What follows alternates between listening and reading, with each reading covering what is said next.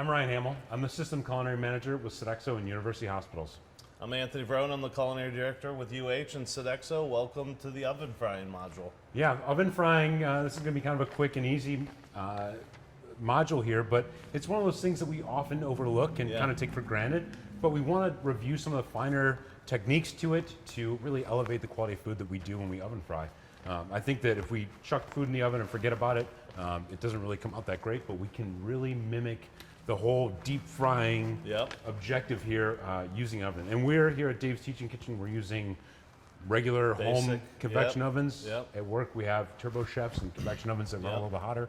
So let's talk about some of the things that we're going to use today. We've got some sheet pans here. We're going to use aluminum pans.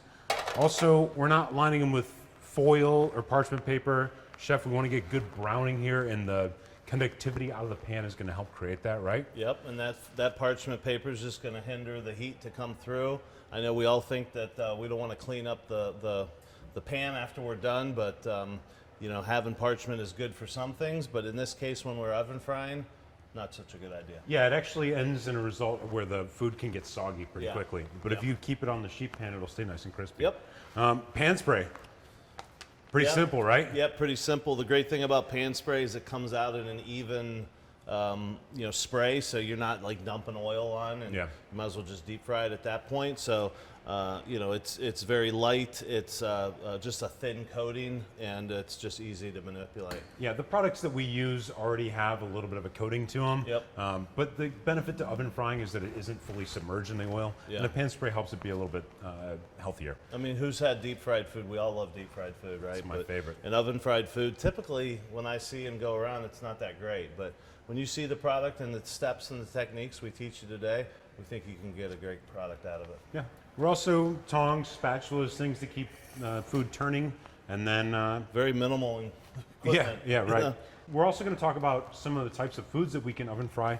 Chef Tony, what are some of the things that we can oven fry here? So some of the basic things that we buy from U.S. Foods, like chicken fingers, tater tots, battered or breaded chicken.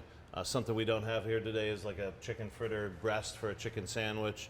The wedges. But also our recipes that we make in-house, from the chicken cordon bleu to the pecan-crusted chicken with the mustard gravy. I mean, anything that we're using a standard breading procedure on, flour, egg wash, breadcrumb, we can bake in the oven as well. And we would use the same technique. Absolutely, absolutely. We're also going to talk about the method involved. There is a little bit of work that you have to put in to get an excellent product. How to adjust the oven temperature. I think that's an area that we probably could work on a little bit better across the system, is using that temperature dial and figuring out what temperatures work for best situations. And the convection button. Some ovens you can turn the convection on or off. In this case, you definitely want the convection on. For sure. And then how to hold foods that we oven fry to keep them high quality, and then understand the importance of batch cooking and how to you know, not overcrowd the pan. So today we're going to specifically oven fry tater tots, our chicken tenders, our wedge fries, and then the battered cod. Chef, what temperature should our oven be? So temperature should be at around 400 degrees with convection. And I know most of the ovens are going to be set at 350.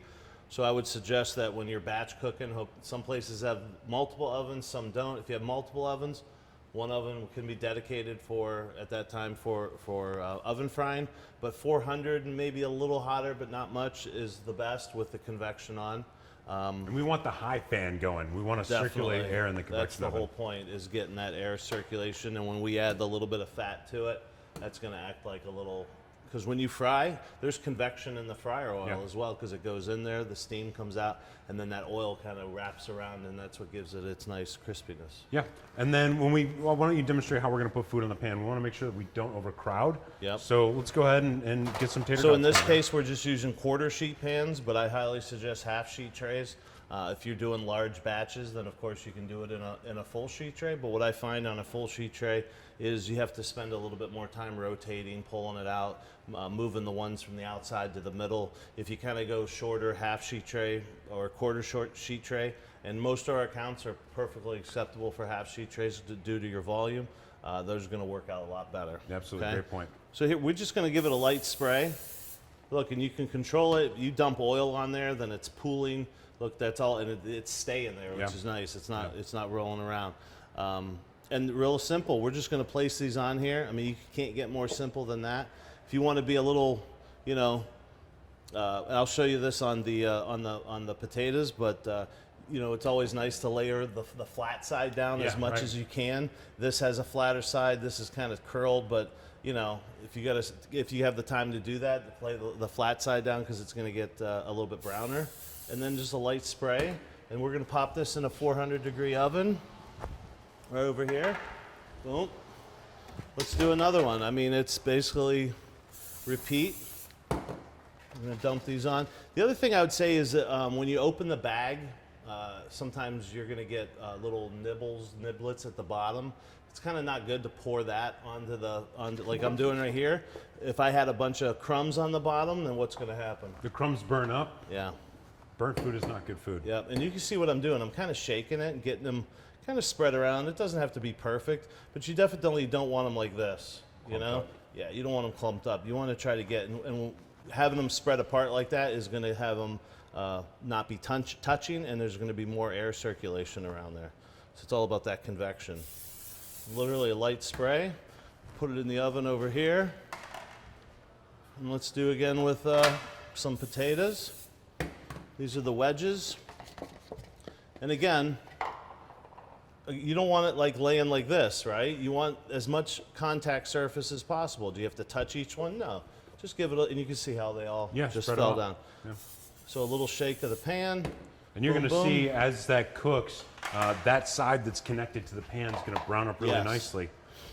And maybe with the you know, the potatoes, you don't have to turn each one, and taking a spatula and just running it through and kind of flipping them over, you might get 60-70% of them that are going to flip over. And the other reason you don't want parchment paper is it's kind of a pain. You're going to have to put that down, hold the parchment paper, move it. It's just easier without the parchment paper. Easier and better browning. Yeah. Okay.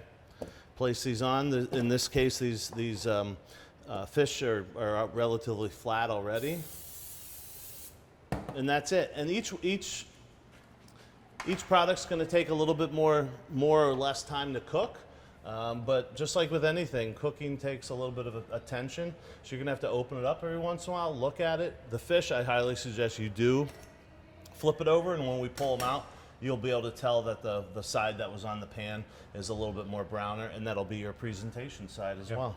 Some other key points we want to remember when we're oven frying is we want to rotate the pans because you know, ovens heat inconsistently, and then also flip the product like Chef Tony was saying, the tenders, the potatoes, the tater tots. You rotate them a couple times during the cooking process, and they're going to brown up really nice and consistently.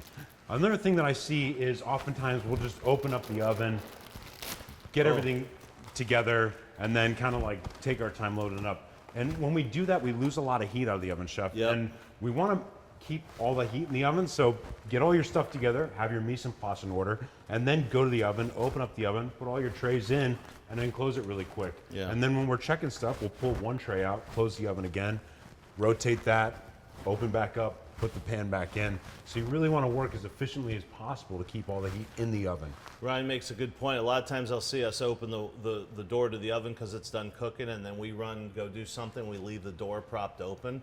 That's just going to allow cool air to come in and get it soggy. You take it out of the oven right away, you put your metal pan on a metal surface, you put it into the pan you're going to put it in, then throw it in the warmer. And the warmer is the next step. We're going to talk about the warmer and how to store it in the warmer. Do you cover? Do you not cover? What do you put it in? How do you do all that? Yeah, for sure. So we're going to check on our tenders here, chicken tenders. And you can see after they've been working in the oven, they've got a nice, I mean, you can hear that. Yeah, look at that. Nice and crispy, golden brown. Think of the qualities that we think when we enjoy fried foods. For me, it's crispy, golden brown, like it's got some color on it. It looks great. And this was rotated a couple times during the cooking process. This works really well on a Turbo Chef too. When we hot hold these, we don't want to cover them because steam is still going to escape, right? So we want to just put them in the warmer like this with no cover on top of them, and it'll keep them crispy for a lot longer. This would be fine to put underneath the heat lamp in our grill slide. Right like that. Just like that, right? Package it up. We definitely don't want to we also don't want to keep this stuff in the steam well, right? No. Oh gosh. Because it'll clump up. Yeah. All right, I've got the wedge potatoes here. And these are kind of hard to tell that they're brown because they're already kind of brown to begin with, but the tater tots really can show that they're really nice and brown. I mean, let's put side by side, chef. Right, So yeah, oh, that's a good one. Yeah.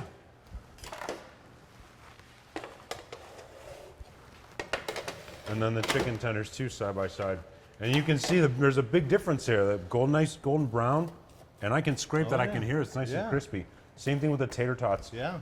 We're not keeping them in so long, and that's the nice thing about using the higher temperature too. When you cook at 400, 425 degrees, it's going to crisp everything up on the outside.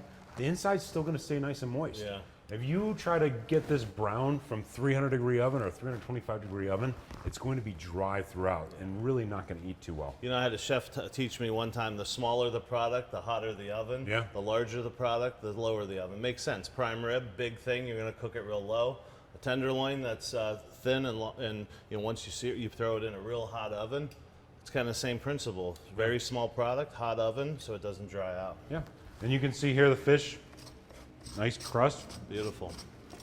as opposed to the raw product that's no color on it whatsoever. So again, this is going to be a real simple demo, but something that we wanted to standardize across the system.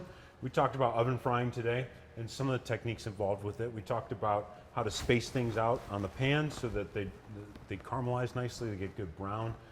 Use a little bit of pan spray that helps inhibit the browning.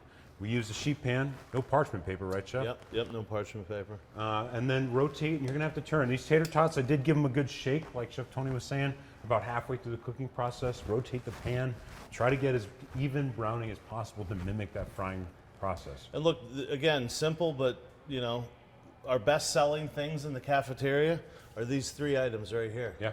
We sell more, and bacon, but that doesn't count. But we sell more of these than anything, and we should spend some time and make sure it's done right. Again, this isn't just for patient services, this is for retail as well. Yeah, it really takes it to the next level and provides that great quality product that our guests and our patients expect. Thanks for joining the Oven Fry module, everybody. Hope you learned something. Thank you.